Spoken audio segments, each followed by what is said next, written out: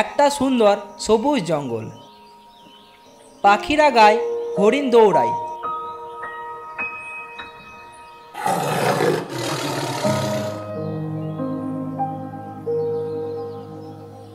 আর এক কোনায় ঘুমায় জঙ্গলের রাজা সিংহ।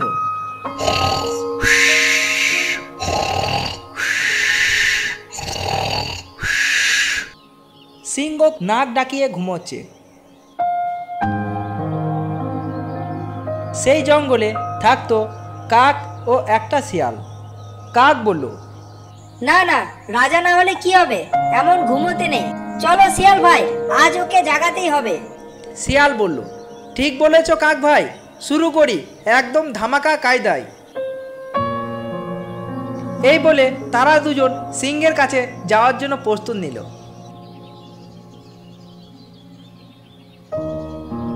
সিংহ আবারও ঘুমোচ্ছে।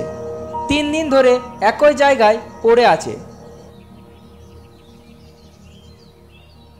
এই যে রাজা মশাই, তোমার ঘুম ভাঙানোর জন্য আজকে আমরা যতটা পারি চেষ্টা করব। শিয়াল তখন তার ডাক শুরু করলো। শিয়াল তাকে জাগানোর অনেক চেষ্টা করলো, কিন্তু সিংহের কোনো ঘুম ভাঙল না।